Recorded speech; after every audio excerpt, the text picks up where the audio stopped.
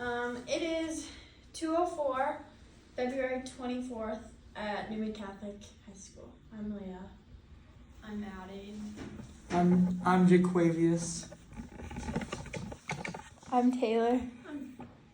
I'm Faith. I'm Honora. I'm Olivia. Okay. Have you ever been so scared to fail that you didn't even try? Hold on to that feeling for a moment as I share my journey with you. So, imagine this is the hospital room that you're given. It's kind of hard because they don't have like a thing, but it's a hospital room. Okay. Imagine that you're standing outside this hospital room, the door separating from you and the patient.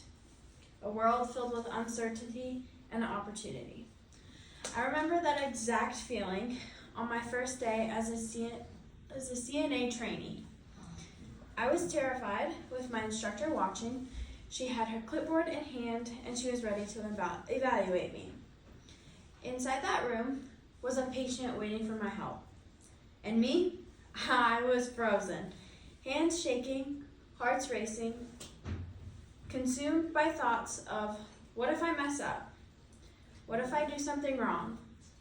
And what if I'm not good enough? Up until that moment, everything had been in a controlled environment. I had practiced in the lab, worked with mannequins, and gone through the motions with my classmates. But now, it was real.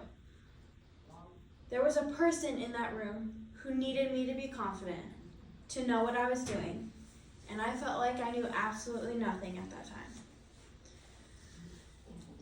So now let's talk about the gait belt, because this is a crucial tool that goes around the patient's waist, providing a secure hold for both the caregiver and the patient. So this is the gait belt. As you can see, it goes around the patient's waist. Yay. Okay. So when I walked into that room, my only job was to get the patient up and out from the bed. And I would use a gait belt to get them up and out of the bed. But when I walked into the room, I forgot literally everything that I practiced.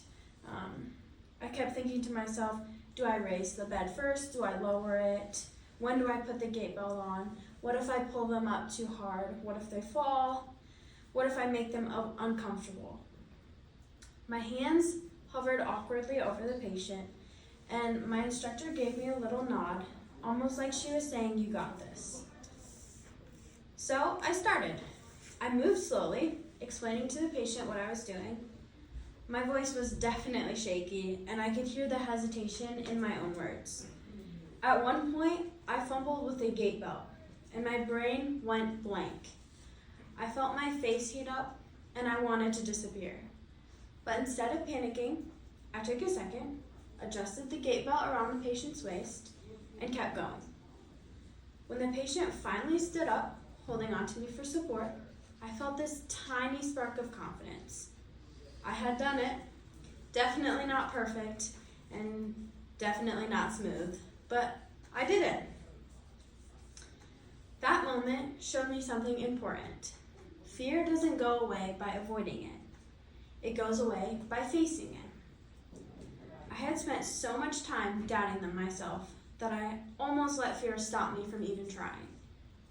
But when I pushed through, I realized I was capable, even if I didn't believe it at first. As I continued working, I got more comfortable. Yes, I've made mistakes, but each time I've learned. With every shift, I feel less like a nervous trainee and more like someone who actually belongs there. I started connecting with my patients, hearing their stories, and understanding their struggles. Each interaction became an opportunity for growth, not just for me, but for them as well. Looking back, I realized that fear wasn't a sign I wasn't ready. It was a sign I was stepping into something new. But if you push through it, you can come out stronger on the other side. So now, whenever I feel that same fear creeping in, I remind myself of that day. I was shaking and doubting myself, but I still managed to take that first step. If you don't push through those fears, you might miss out on incredible opportunities waiting for you on the other side. Thank you.